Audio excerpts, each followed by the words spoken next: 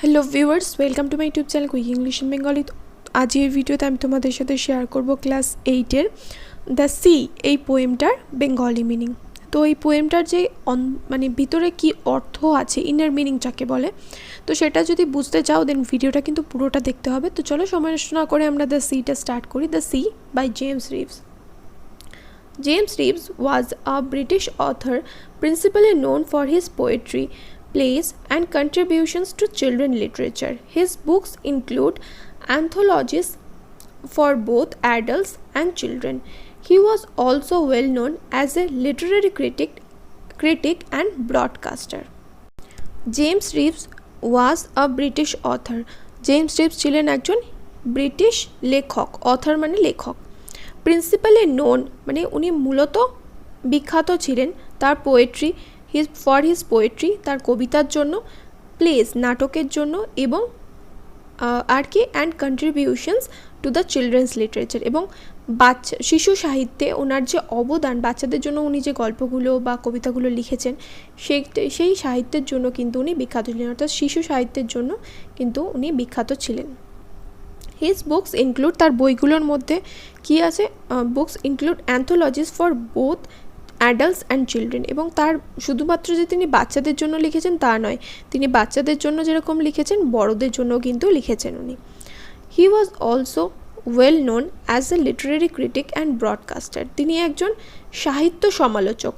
Literary critic অনেক আছে, যার ম্যাক্সিমাম ক্ষেত্রে যার অনেকে পোয়েট তারা কিন্তু লিটারেরি ক্রিটিক হয়, সাহিত্যের সমালোচক। মানে কোনো একটা লেখক, যেমন যদি আমি বলি যে কোনো একটা লেখক কোনো একটা পোয়েট্রি বা পোয়েম বা কোনো একটা নভেল লিখেছেন, সে তাহলে কী পার্সপেক্টিভ থেকে লিখেছেন, কী দৃষ্টিভঙ্গি থেকে লিখেছেন, ওটা ঠিক কি ভুল, মানে ওইটা সমালোচনা করা লিটারেরি ক্রিটিক। আর ব্রডকাস্টার মানে হচ্ছে যে সম্প্রচারক যাকে বলে, মানে ওই রেডিওতে ব্রডকাস্ট হয় সেই রকমই সম্প্রচারকের কাজ, মানে সেই হিসাবেও কিন্তু তিনি পরিচিত ছিলেন।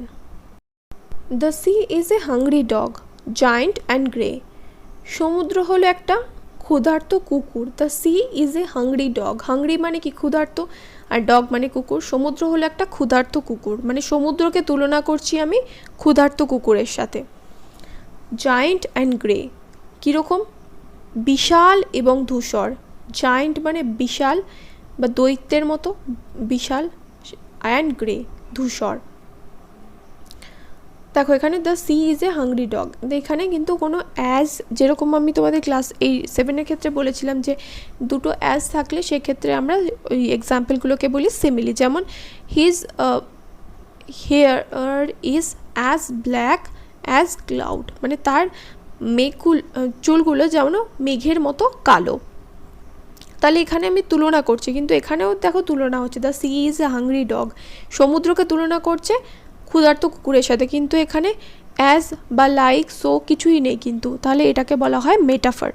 মেটাফার তোমরা যদি ডিটেলসে পড়তে চাও দেন আমি তোমাদের বলবো, যদি তোমরা ইংলিশ অনার্স করো তাহলে তোমরা সেটা গ্র্যাজুয়েশন লেভেলে তোমাদের পাবে যে মেটাফার কী জিনিস। The sea is a hungry dog, সমুদ্র হলো একটা ক্ষুধার্ত কুকুর। Giant and grey, he rolls on the beach all day, সে কী করে সমুদ্রের পাড়ের মধ্যে সারাদিন গড়াগড়ি খায়। রোলস মানে হচ্ছে না গড়াগড়ি খাওয়া, আর বিচ মানে হচ্ছে সমুদ্রের পাড় বা বালিয়াড়ি, সমুদ্রের বালিয়াড়ির মধ্যে সে সারাদিন গড়াগড়ি খায়।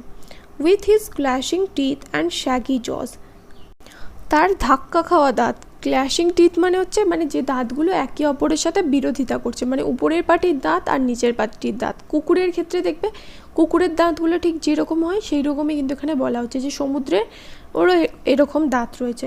সে কি করে সারাদিন বালিয়াড়ির মধ্যে গড়াগড়ি খায়।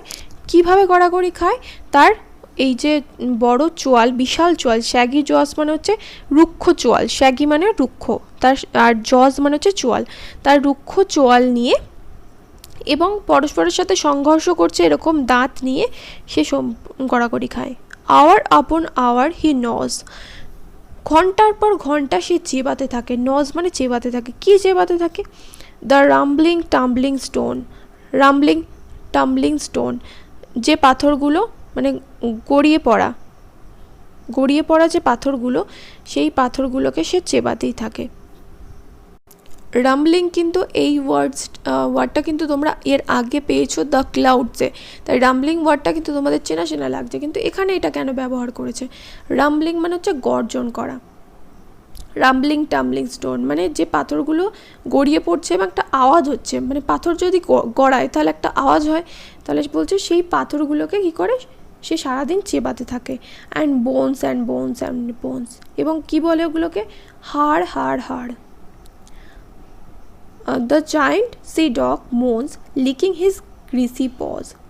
বিশাল সমুদ্র কুকুর, বিশাল দৈত্যের মতো সমুদ্র কুকুর, the giant sea dog moans, বিলাপ করে। মোনস মানে হচ্ছে বিলাপ করে বা কাতরায়, মানে কুকুর যেরকম কাঁদে সেই রকমভাবে ও কাতরায়। লিকিং হিজ গ্রিসি পজ, তার চ্যাটচ্যাটে, গ্রিসি মানে হচ্ছে চ্যাটচ্যাটে, তার চ্যাটচ্যাটে থাবা চাটতে চাটতে, তার চ্যাটচ্যাটে থাবা চাটতে চাটতে সে কী করে? বিশাল সমুদ্র কুকুর কাতরায় বা বিলাপ করে। And when the night wind roars and the moon rocks on the stormy cloud, and when the night wind roars মানে যখন রাতের বাতাস গর্জন করে, roars মানে হচ্ছে গর্জন করে, মানে রাতে যখন বাতাস খুব জোরে জোরে বয়। and the moon rocks in the stormy cloud, এবং চাঁদ কোথায় ঝুলে থাকে? ঝোড়ো মেঘের মধ্যে ঝুলে থাকে। stormy cloud মানে হচ্ছে ঝোড়ো মেঘ। রক্স মানে এখানে ঝুলে থাকা, চাঁদ ঝুলে থাকে ঝোড়ো মেঘের মধ্যে। ঝোড়ো মেঘের মধ্যে কি চাঁদ ঝুলে রয়েছে? তাহলে তো পড়ে যাবে। এরকম তো হয় না যে চাঁদ ঝুলে রয়েছে। কথাটা অ্যাকচুয়ালি বলতে চাইছেন যে যখন জোরে জোরে বাতাস বয়, যে ঝোড়ো মেঘগুলো আসে সেগুলো মানে মেঘগুলো এমনভাবে সরতে থাকে যেন মনে হচ্ছে দেখে যে চাঁদটা যেন ঝুলছে। He bounce to his feet and snuffs and sniffs, সে লাফিয়ে দাঁড়ায়। He bounce to his feet মানে সে তার পায়ের উপর ভর করে লাফিয়ে দাঁড়ায়। অ্যান্ড স্নাফস অ্যান্ড স্নিপস, এবং জোরে জোরে নিঃশ্বাস প্রশ্বাস নেয়। মানে সমুদ্র যখন রাত্রিবেলা যখন জোরে জোরে বাতাস বয় তখন সমুদ্র কীরকম হয়ে ওঠে? উত্তাল হয়ে ওঠে। সেটার কথাই বলছে যে সে যেন পায়ে ভর করে লাফিয়ে ওঠে এবং জোরে জোরে নিঃশ্বাস প্রশ্বাস নিতে থাকে। Shaking his wet sides over the cliffs, খাড়া পাহাড়ের গায়ে তার ভেজা গা। এখানে দেখো শেকিং হিজ ওয়েট সাইডস মানে তার ভেজা, মানে কুকুর যদি ভিজে যায় তাহলে সে কী করে? গাটাকে ঝাঁকায় যাতে গা থেকে জলটা, গায়ের লোম থেকে পুরো জলটা বেরিয়ে যায়। সেরকম সমুদ্রও কী করছে যে তার যে ভেজা দিক, shaking his wet sides over the cliffs, cliffs মানে হচ্ছে খাড়া পাহাড়, সে তার ভেজা দিকটা কী করছে? খাড়া পাহাড়ের গায়ে ঝাঁকায়। And howls and hollos long and loud, এবং দীর্ঘ সময় ধরে উচ্চস্বরে সে কী করতে থাকে? গর্জন ও চিৎকার করতে থাকে। পুরো সমুদ্র আর কুকুরকে খুব মানে এত সুন্দরভাবে এখানে কম্পেয়ার করা রয়েছে যে এটা নিজেরা তোমরা যদি ভালো করেভাবে পড়ো তাহলে সেটা বুঝতে পারবে যে সমুদ্র আর কুকুর এদের কিন্তু মানে দুটো, একটা হচ্ছে জড়বস্তু আর একটা প্রাণী, কিন্তু তা সত্ত্বেও কিন্তু তাদের দেখো কীভাবে তুলনা করা হয়েছে। But on quiet days in May or June, কিন্তু মে বা জুন মাসের শান্ত দিনগুলিতে, কোয়াইট মানে হচ্ছে শান্ত, when even the grasses on the dune play no more their reedy tune, যখন বালিয়ারির উপর ঘাসগুলো, on the grasses on the dune, dune মানে হচ্ছে বালিয়ারি, বিচ, ডিউনের সিনোনিম হচ্ছে beach, BEACH, play no more their reedy tune, যা তাদের যে একঘেয়ে গান, রিডি টিউন মানে হচ্ছে এই একঘেয়ে গান, সেটা আর বাজায় না যখন বালিয়ারির উপর ঘাসগুলো তাদের যে একঘেয়ে গান সেটা আর করে না। With his head between his paws, তার মাথাটা, নিজের মাথাটা থাবার মধ্যে রেখে, he lies on the sandy shores, সে কী করে?